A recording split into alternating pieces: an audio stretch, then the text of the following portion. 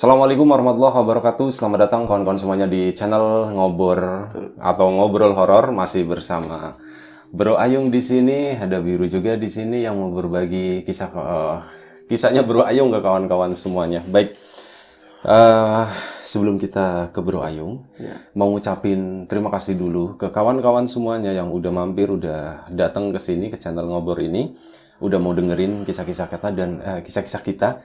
Dan kawan-kawan yang udah ngasih support, udah ngasih dukungan dalam bentuk apapun, like, komen, dibagikan, dan yang lain-lainnya, terima kasih banyak. Termasuk untuk kawan-kawan yang udah nyawer, yang udah ngasih super thanks ke Ngobrol Horor. Terima kasih banyak semuanya, itu menjadi semacam amunisi tambahan buat kami semuanya untuk beli kopi dan yang lain-lain, mungkin peralatan, apapun itu gitu ya, supaya ya ngobrol bisa berjalan lancar sampai ke depannya. Terima kasih banyak. Baik, langsung aja waktu dan tempat dipersilakan buat Bro Ayung. Barangkali mau menyapa kawan-kawan semuanya di rumah. Monggo. Baiklah, terima kasih kesempatannya Mas Bi. Tajaba kawan-kawan seperti biasa. Assalamualaikum warahmatullahi wabarakatuh. Waalaikumsalam. Bismillahirrahmanirrahim. Apa kabar kawan-kawan Ngobor semua? Semoga semua dalam keadaan baik, sehat dan selalu bahagia tentunya kapanpun dan dimanapun saatnya. Amin. Ada Mas Biru, ada saya di Ngobor. Seperti biasa kita akan menyuguhkan cerita-cerita yang biasanya horor ya Bi ya. Betul. Semoga Anda semua terhibur dan kami bisa menghibur. Tadi sumbangsinya bisa. Iya, terima kasih. Menambah kemaslahatan. Kemaslahatan, insya Allah seperti itu ya. Yang penting intinya selamat sampai tujuan. Betul, bunga-bunga sosial Anda berkah buat kami. Iya, gitu. betul. Ikhlas Anda berkah buat kami. Baik. Baiklah. Oke, gimana Bro Ayung? Ada cerita apa hari ini? Ada sebuah kisah ya, ada sebuah cerita yang terjadi sekitar 4 tahun yang lalu, Ki. 4 tahun yang lalu dialami oleh Mas Purnomo. Mas Pur. Mas Purnomo, iya. Mas Purnomo kalau yang itu kan biasanya Semarang. Kalau yang di TV itu, yang ngomongnya gue lo gitu. Kalau ini enggak, memang Jawani banget. Oh, nggak tahu tuh. Nggak tahu ya, nggak nonton TV ya? Nggak, jangan Bi. Soalnya udah digital semua.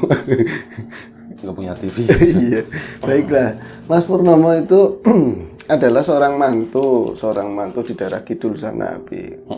Kidulnya ya sekitar Banyumas sampai Cilacap mungkin di situ ya. Dia itu mantu orang sana, udah punya anak satu waktu itu. Kidul itu berarti dari Tegal gitu ya. Sekidulnya Tegal itu daerah mungkin dari Bumiayu, Banyumas Sana, ya. Sampai sana lah Cilacap. Katanya dengan itu ngomongnya ketiaknya Gunung Slamet gitu ya. Iya. Ya seperti itulah. Kami kan di pesisir Tegal, berarti pesisir pantai utara. Betul. Tapi kami juga punya gunung, kakinya gunung. Ya, gunung. Di Tegal itu diapit sama laut sama gunung. Betul. Dan kita posisinya itu benar-benar di tengah-tengah. Di tengah-tengah. Kemana aja dekat ya. Betul. Alhamdulillah gitu ya. Alhamdulillah, benar. Gimana Mas Pur tuh? Ya, Mas Pur itu pernah mengalami kejadian horor karena memang sejak awal dia menikah juga pernah dengar desas-desus di keluarga istri bahwasanya ada seorang, ya bukan orang tuanya istri, bukan mertua sih, tapi ada pertalian saudara lah, semacam kayak masih mbah, adiknya mbah atau apalah seperti itu, yang jelas dituakan sekali di kampung itu. Tapi mereka ya semua takdim, lebih tepatnya takut Bi. Karena memang dari rekam jejaknya konon katanya banyak korban Bi. Banyak korban dari sepak terjangnya beliau itu, laki dan perempuan. Nggak punya anak belas, udah semuanya udah tak kayak gitu. Nggak ngerti gue, maksudnya gimana? Nggak punya anak, artinya mereka pernah punya anak tapi pada meninggal. Oh, pada meninggal Habis anaknya. begitulah. Dan disinyalir mereka melakukan sebuah praktek kayak gitu, entah pesugihan melalui gagaman atau melalui persekutuan dengan gaib lah seperti itu. Oh, jadi makan tumbal maksudnya. Banyak korbannya itu tuh maksudnya disinyalir menjadi tumbal dari si mbah tersebut gitu. Simbah tersebut, dan juga melebar bukan cuma di anak tapi tetangga-tetangga yang kayak ada perlu misalnya perlu uang atau apa itu, perlu ini sepiro, perlunya berapa itu nggak usah bayar, tenang kayak gitu. Kalau nanti tak ambil gitu. Gitu. Tahu-tahu kletak meriang, kadang-kadang jalurnya itu berarti ngambil wowohan seperti palawijanya dia, atau jadi penyakit apa langsung tes kayak gitu ya. Nah, ini menjadi sebenarnya perhatian buat Mas Pur, karena Mas Pur dia bukan mengetahui tentang hal gaib, tapi ya cerita kayak gitu udah umum, orang-orang kayak gitu biasanya mengambil tumbal. Tapi termasuk satu dia penasaran, yang keduanya ya Nah, aku sih walau alam lillahi ta'ala. Percaya nggak percaya? Percaya gitu ya? nggak percaya. Lagi pula kan itu katanya. Bisa jadi kan ada hal lain. Namanya orang dulu, orang meninggalkan bisa jadi sakit dan lain-lain. Kadang-kadang ada fitnah dari tadi ya, orang ataupun makhluk-makhluk tertentu untuk menjelekkan seseorang seperti itu. Kemudian suatu ketika Mas, saya itu memang sering lihat kalau kata orang itu kalau misalnya simpangan sama Pak Haji tua, sepuh, kalau lagi sakit emang jualan aja nyampe susah banget katanya, pakai tongkat masih dilipet sama kayak semacam kain mori, penjalin, letuk, terus nanti jalan itu kayak diputar dulu, blek di sini diketik semacam kayak kain mori. Kalau dia bilang kasa juga bukan, bener-bener kayak lawan, kakinya dilipet lawan gitu ya, pakai sarung, pakainya pakaian kayak kaji, bajunya putih apa, tapi tinggi gede orangnya. Cuman kalau lagi sakit parah ya kurus. Tok, deblek, tok harus jalan kayak gitu. Nanti kamu sholat, ya seakan aneh kalau pujian itu kalau lagi sholawatan nggak pas kata Mas Pur. Maksudnya lafadznya itu sering ngaco, belandrang sendiri kayak gitu loh. Waktu-waktu sholatnya juga kadang lebihan, kadang kurang, kayak gitu. Tapi nggak ada yang berani negor. Pikun kali ya? Iya, ya semacam seperti itu. Tapi ketika sama orang lain katanya satu orang juga menghindar ketemu beliau, kecuali memang butuh utang. Ya. Kecuali mau jadi tumbal. Bahasanya seperti itu gitu mungkin. Tapi banyak kan cuek kalau belum ngalamin ya kayak gitu ya. Kan orang butuh gampang. Ya kan ke bank juga susah. Bro Ayung bisa dimatiin aja nggak rokoknya gitu. Jadi di ruangan ini hanya gue yang boleh merokok. Boleh. Iya enggak apa. Enggak, maksudnya udah mau habis gitu kan daripada ngasep. Daripada ngasep ya. Lagian nggak baik juga buat saya. Sorry ya Bro Ayung, aduh sorry banget. Nggak apa-apa. Udah biasa gitu ya. Lari lagi ke tadi sebut saja namanya kaji sudrun lah. Nah, Mas, tapi nggak begitu seperti yang dialami Mas Purnomo. Karena apa? Apa mungkin saya mantu dan termasuk orang baru di situ ya? Dan tinggalnya pun tadinya nggak di sana. Setelah anak agak gedean, 1 tahun 2 tahun baru dia pindah ke sana. Karena ada kerjaan di sana gitu lebih. Jadi sopan, dianggap putu banget loh, dianggap cucu banget sama Pak Haji. Jadi Pur, ini gitu kalau ngomong kan kayak ngemut apa gitu loh di sini. Sini maksudnya sini. Langsung ke situ. Gih Haji. Terus kalau istrinya tahu, Mas, jangan Mas. Medini kayak gitu. Apa sih orang disuruh ke sana kalau saya yang takut ya lumrah, tapi kalau misalnya nggak nyamperin nanti dikiranya gimana, orang saya orang baru, nanti ke sana. Ibu saya ikut kayak gitu buat anaknya kamu satu, ini nggak ngerokok kayak gitu, ini buat rokoknya kamu, paling cuma duduk sebentar. Katanya kalau mau aktivitas lain ya udah sana kayak gitu. Nanti kan iba juga cuman dia sendiri udah tua mungkin 90 tahun, istrinya juga tua sama, udah tua semua, nggak ada anak, nggak ada celingak paling Purnomo seperti itu. Nanti keluar ngomong sama istri nggak berani masuk sama sekali. Pak, lain kali Mas jangan Mas masuk itu, pas ini dikasih nih, kayak gitu, ya kan. Jangan masuk ke situ, tapi lihat rupiah, ambil gitu ya. Udah Mas jangan mau dipanggil lagi kayak gitu. Nah kalau dikasih ini lagi, itu mau dikasih beda, katanya seperti itu. Atau ketika ya kata-kata orang tuanya si berarti mertuanya Purnomo dan juga kata kerabat yang lain. Pak Haji itu sering sakit parah, parah banget sampai cuman ngelonjor begini, lempeng dong. Tapi yang unik, dia itu ya kayak kita ini, ngerokok itu sepanjang hayat, Jadi Purnomo pernah menyaksikan sendiri ketika Pak Haji lempeng tok gini, nggak bisa ngapa-ngapain. Tangan itu masih bisa cas kayak gitu, pasti bisa ngumpul terus, plak gitu. Nah apa kayak gitu, kamu siapa yang datang itu nengokin saya gitu, makasih. Masih bisa naruh latek di rokok begini, teh manis yang yang abri itu loh, yang TNI. Iya, yang bunga-bunga putih hijau gitu. Iya, yang putih hijau itu masih bisa minum sambil tiduran. Cuntang itu namanya. Namanya cuntang plok kayak gitu. Nanti katanya konon kalau udah sakit kayak gitu, ada salah satu kerabat yang memang meninggal begitu saja, Ya jalannya sih memang sakit. Tapi dia waras, sehat lagi, Sehat yang nggak pakai proses gitu loh. Jadi malam itu masih ngeletak, paginya udah ke musola kayak gitu. Kadang-kadang tapi kerabatnya itu meninggal kayak gitu, Kadang juga kayak kerabatnya bukan meninggal tapi kayak sakitnya di paruh berapa kayak gitu. Tapi kerabat semua. Nah, atau ketika ada pengalaman begini Mas, saya kata Purnomo, saya kan lagi sama anak di pelataran, memang lagi nggak kerja hari libur. Kemudian ada yang dianggap udah kayak dianggap anaknya dia lah, yang paling dekat begitu. Ya usianya ya kayak mertua saya. Datang itu bawa kayak bukan baki ya, ceponan gede. Tapi berat begitu. Kalau di daerah sana kan banyak kan undak-undakan begitu tinggi, kesusahan. Akhirnya, Wak, mau ke sini, tulungi berat perempuan. Udah haji juga, Bi. Tulungi, kok baunya anyir begini apa? Itu kan disangkain yang macam-macam. Tahu-taunya emang wedus, kambing itu baru dipotong. Udah dikantong-kantongin kayak gitu, tapi kan tetap ada yang masih terlihat darah banyak kayak gitu kan. Terus, loh, Wak, iki wedus. Ya wis meneng baik. Diam aja. Ayo masuk. Mertuamu ada apa enggak? Mertua ada, tapi dia itu kayak yang datang si perempuan tadi ya. Ya ikutnya masih sepupu tunggal putu. Kayak nggak seneng sih enggak, Bi, tapi kayak nggak kaget, biasa aja dan menghindar ya itu loh. Menghindar, dia benar-benar menghindar, kayak tahu itu tuh dari Pak Haji.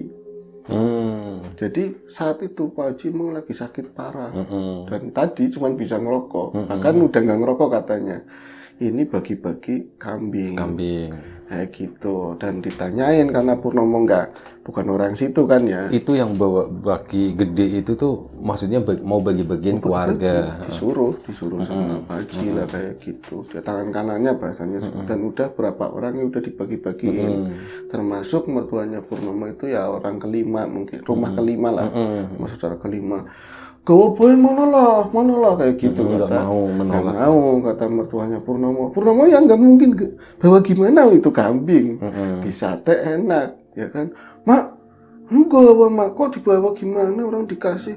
Pur, menang Pur, gitu. Menang, kamu nggak ngerti apa-apa. Apa sih, yuk, jangan kayak gitu, kata yang ngasih. Orang ini kan namanya sodako kan baik. Saya yang penting diutus ngasih, situ mau dibawa mau apa, yang penting diterima. Lah, orang-orang ngomong kayak gitu. Enggak kayak gitu kan. Purnomo yang maju. Jadi, tapi saya maju, padahal saya juga terpengaruh dari cerita-cerita yang ada.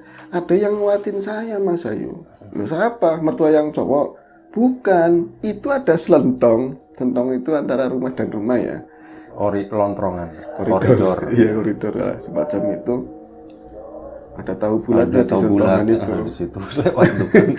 Bukan di selentongan ya, Nggak muat di depan. Nggak muat, tahu bulat nggak muat. Kirain ada tahu bulat di selentongan. Di selentongan itu tembus ke kebun belakang sana, dan gelap walaupun siang hari, apalagi daerah pegunungan kan lebih sering mendung gitu. Iya, rezeki mendung. Saya itu melihat sosok di sana, padahal itu siang hari. Sorry, itu Purnomo. Berarti lempengan saya itu melihat di selendongan itu ada seorang kakek-kakek tua. Kalau umurannya mungkin sepak Haji itu, tapi badannya kalau Haji itu kan tinggi, dia itu pendek, ya kecil, badannya kecil dengan wajah yang enak dipandang lah kayak gitu. Dia itu jauh tapi suaranya kedengaran di kuping kanan, Bi, katanya ambil aja rezeki, ambil aja katanya kayak gitu. Ada lagi itu orang ngamen ya, kan? Itu di depan inilah kami ya, Bi, ya, dengan jalur sibuk soalnya. Iya, ini jalur sutra di depan. Kemudian, loh, kader juga Purnomo. Jadi, loh, kok bisa kerungu, kok bisa kedengeran dia jauh? Itu siapa? Kakek-kakek saya nggak pernah lihat. Senyum, Bi. Itu rezeki, ambil aja. Jelas banget. Akhirnya, mak, cukup baik, nggak apa-apa. Sini mbah. Itu buat panggilan itu anaknya ya. Sini mbah, ini tak ambil. Beneran ini mau? Iya mau. Banyak, Bi, sekitar 2 kiloan kan lumayan. Mertuanya, aku melu, langsung mancing, langsung masuk ke dalam, mungkin ke dapur atau ke kamar ya, langsung ngomong sama anaknya, ya sebut saja namanya Rudi. Rud, kan nggak baik sate, Rud, gitu. Mau iya mas, sate sih enak sih, dibikin sate berdua, Bi. Nah itu karena memang 2 kilo dijadikan berapa sindikan, nanti sekeluarga kebagian. Dibikin yang beneran, soalnya karena Purnomo dulu pernah ikut tukang sate, Bi. Jadi dibikin yang beneran, semripit apa kan. Kakak iparnya datang Ya dari dagang lah itu main ke rumah orang tua karena dia udah punya rumah sendiri. Mau beli sate, siapa yang nyate ini?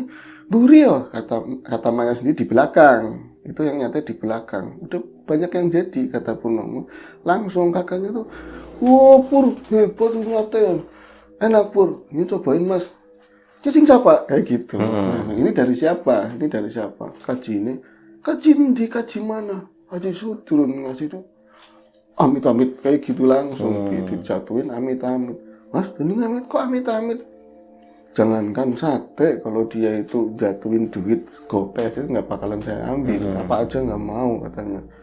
Kamu berani-beraninya ambil-ambil kayak gitu. Lah mas mau panganan, saya ngeliatnya makanan ya makanan. Mas itu karepmu katanya. Tapi kan saya kasihan sama ponakan. Kamu jangan makan ya Rud. Enak bikin wis mangan. Enak Dia makan. Tadi udah makan. Aduh angel masukkan laporan, rupanya di dalam itu ribut lah sama emaknya sendiri. Kurang beres itu mantu sama cucu udah makan katanya. Kenapa nggak dikasih tahu? Wis bedut katanya. Bandel lah gitu kan. Nggak lama lagi kakak iparnya lagi lewatnya samping. Gitu kan apa di selendongan tadi lewatnya samping. Meripit menyakin katanya gitu. Aku pengen sate sini, ini beneran banget. Kebeneran pengen sate kok ada yang nyate. Rezeki Pur. Iya mas. Kita kayaknya saja ini sepertinya beda, nggak kayak lagi lebaran haji. Ini dibikin beneran. Main begini aja udah gigit terus sate sing di Pur. Kaji Sudrun katanya itu. Oh di Sudrun dibakari katanya. Ora. Udah kata, buat kamu semua. Jangan dimakan ya Rud. Wis mangan wak katanya. Mangan enak katanya seperti itu Bi. Kejadian itu selesai, istrinya pun nggak mau makan. Pas malam harinya,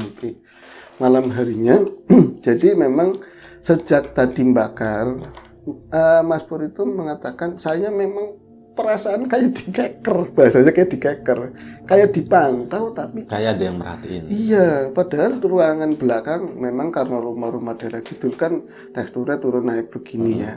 Jadi kayak dikotak-kotakin tapi ada yang temboknya tinggi, ada yang agak rendahan, nggak terlalu lebar. Kalau saya muter begini kelihatan semua, lo ada orang, wong bersih, lataran belakang.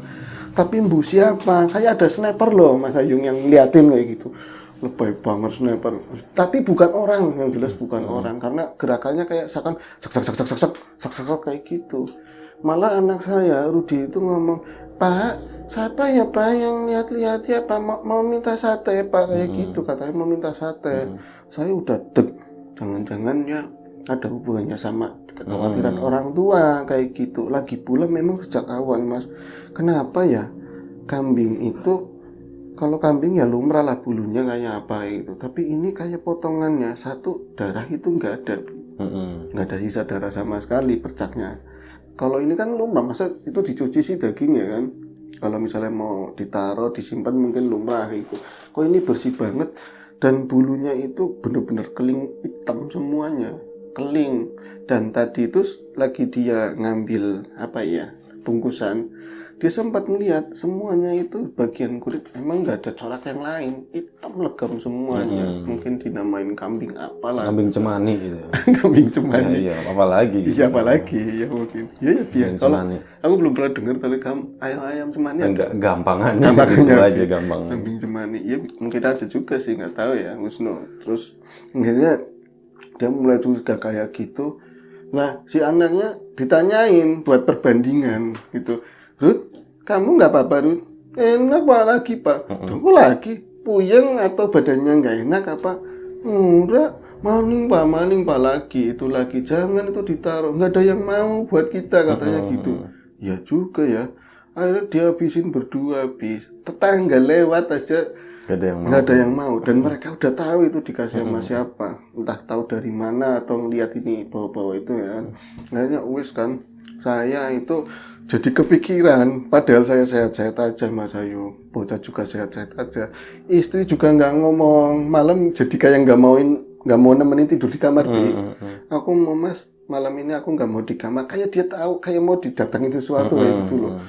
Ini maksudnya apa? Mertua aja, rumah itu kan dua begini Bi, satunya yang baru, ini yang lama gitu ya, tapi pintunya kan terhubung. nggak mau yang tadinya tidur di tempat yang baru geser ke yang lama, kayak sepi di situ, tinggal si Rudi sama tadi. Si Rudi sama bapaknya. Bapaknya. Kayak aku malah jadi khawatirnya itu bukan masalah makhluk, tapi orang-orang kayak momok banget, dikucilkan gitu ya. Dikucilkan gara-gara mangan sate gitu kan. Akhirnya kan yang tadinya nggak kepikiran, aku jadi kepikiran dan menunggu jam demi jam, nonton TV males, tak patiin.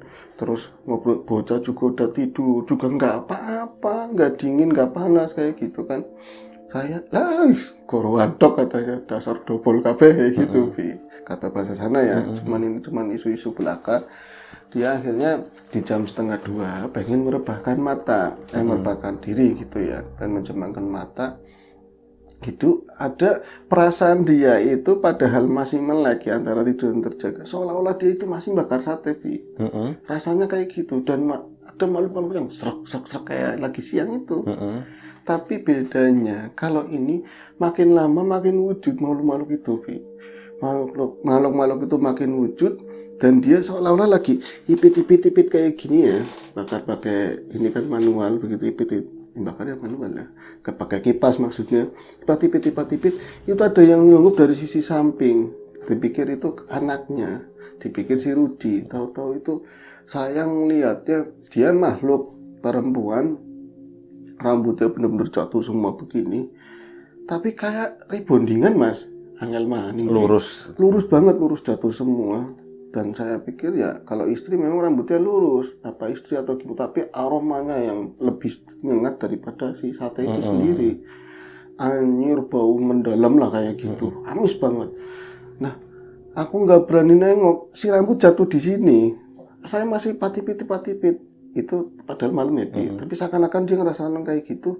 Pas dia nengok begini, itu mukanya pas di sini persis. Jadi kalau sekitar daerah mata, semua hidung mungkin bisa bilang cantik banget kali. Tapi yang aneh di daerah mulut.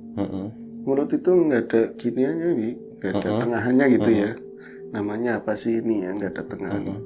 Tapi di gigi itu panjang Bi, di sini ada caling 2 begitu. Itu saya langsung sontak kaget, istighfar gitu, jedek, dan saat itu jedek jatuhnya dari kasur ambil. Aku neng kasur, aku di kasur bisanya kayak kebayangannya aku tadi di belakang. Mimpi gitu ya? Mimpi ya, ibaratnya mimpi aja wis Mas Pur. Orang Mas, orang mimpi, saya belum les, ya wis nggak apa-apa ya kan. Terserah kita ngalahin, yang penting rame ya Bi. Akhirnya, tapi orang Mas, memang aku belum mimpi, belum tidur. Soalnya apa Mas, saat saya jatuh itu, saya itu nabrak sesuatu yang empuk-empuk. Ya kan berarti situ tidur baru jatuh baru melek Mas. Tapi saya nggak mau debat kan. Saya nabrak empuk-empuk di mana? Di daerah pupuk sini, di daerah dengkul. Karena sampingnya saya kan tidur senengnya dimatiin. Mumpung nggak ada istri. Anak mah tidur dari sore. Kayak gitu. Apa ini ya empuk-empuk, kirain bantal guling. Si Rudi nggak tidur di situ berarti? Di situ. Oh, di situ berdua sama bapaknya. Yang biasa Bi, kadang-kadang lindun Pak, tawa sendiri kayak gitu, bocah kecil kan, tapi nggak ada sesuatu yang aneh. Saya itu jatuh di ubin, plek, ini apa ya? Jadi kirain bantal guling, tapi bantal guling yang dia tahu Mas Pur, satu-satunya di kamar, yaitu palangan antara dia sama Rudi. Sampai dia masih bisa kejangkau, bantal guling, ini apa? Bantal guling bukan, guling bantal. Ya, kok halus tapi pelunduk-pelunduk Bi, kayak ada ugaha sisik, ugaha itu sisik. Jangan-jangan ini ular bayangan. Udah ke situ saya itu. Soalnya halus-halus, lendir, tapi kalau ini basah dipegang, tapi kalau udah sampai sini kering Bi. Lama, dan ini nggak bergerak sama sekali. Plek, ini basah lendir. Baunya anjir banget, kayak lagi dia itu dikipasin ada makhluk di sini kayak gitu kan. Habis banget, ada lendirnya, tapi kalau sampai sini bener-bener kasap, kering banget, kayak nguap gitu aja kan. Dia asal-asalan ngomong, Nyai, misalnya Nyai mesti jadi daging, katanya kayak gitu Bi. Nyai, sudah, jangan, udah jadi daging satenya, mau ngambil sate, jangan, sudah jadi daging. Kalau mau butuh-butuh pagi, itu saya nanti baca-baca nih kalau situ butuh pagi-pagi yang saya nggak ke WC tapi ke kali situ nungguin sana kayak gitu. Masuk ngelawak Mas Pur. Ya mau gimana lagi udah ketahuan begitu. Berarti bener omongannya. Tapi kan baru prasangka. Emang palanya udah ada, badannya udah kelihatan. Mas Ayung wis jelas, lunyu-lunyu kayak gitu wis jelas. Dan setelah aku ngomong kayak gitu, ketawa mesti. Kalau itu ngelawak kan, enggak ngelosut. Yang tadi kan hanya tebakan, Bi. Ini jalan, Bi. Gleset. Yang dipegang jalan. Tangan saya aja Mas, sampai keseret kayak gitu. Akhirnya yakin ngaco-ngaconya saya. Wis jelas ke makhluk. Tak ikutin, tapi gerayang-gerayang nih. Nggak sendi. Nggak nyampe-nyampe, Bi. Bulat-bulat mana. Itu ternyata kepalanya itu diikutin karena gelap ya. Makin ke atas. Pas dia itu sampai plek, ini diurutin. Ini pas persis di atas kepalanya anaknya, Bi. Jadi posisinya kayak gini, di sini kayak gitulah. Itu tahu-tahu ada suara. Kayak gitu sekali. Suara kayak gitu. Saya nontonin mungkin persis banget kayak dia. Itu ya. Dia yang cerita seperti itu. Tapi pada saat kayak ketawa kayak gitu ada kilatan sinar. Kilatan sinar dia bilang bukan putih lebih ke perak begitu. Saat mukanya yang dia tadi lihat di antara mimpi dan terjaga itu bener itu makhluk itu. Cuman dandanannya lebih sangar katanya. Udah ada mahkota segala macam kayak gitu. Lebih cantik Mas. Jangan ngelawak Mas, ini serem saya bilang gitu. Iya udah kayak gitu dan udah menyeringai persis di atas kepalanya anak saya. Tapi disitulah setelah ada sinaran itu ternyata sinar itu dari kayak apa ya Bi? Kayak semacam selendang Bi. Macam selendang. Dan selendang itu yang dipakai kaki tua yang di selendongan Bi. Dia itu pakai semacam sampur. Telanjang baju. Tadi lupa ya nggak diceritain pakai bajunya apa, celana pendek hitam tapi di sini kayak ada sampurnya. Sampur putih. Sinaran itu dari situ. Gelap kayak gitu Bi. Seminggu ngomongnya kayak gitu Bi. Seminggu itu pergi. Iki putuku kabeh, ora urusan, jangan urusan kayak gitu. Langsung ada suara, wah, ada suara teriak kayak gitu. Akhirnya si anak bangun, saya buru-buru nyari stop kontak, jedek, hidup kan. Ternyata yang dari samping orang tua itu nggak ada yang tidur. Bener-bener kayak mantau ya tidur ayam, langsung buru ke kamar semua. Langsung, mas, ada apa Mas Pur? Ada apa? Bocor royal mulane kata orang tua kayak gitu.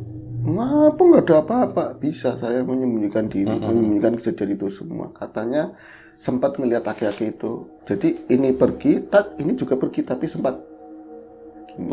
Jangan ngomong, udah cukup kamu aja. Tapi ya buat pelajaran Mas. Tapi walaupun segitunya aku nggak menunjukkan itu pada Kaji Sudrun tetap. Itu baru teryakini mungkin setelah seminggunya lagi ternyata dia meninggal.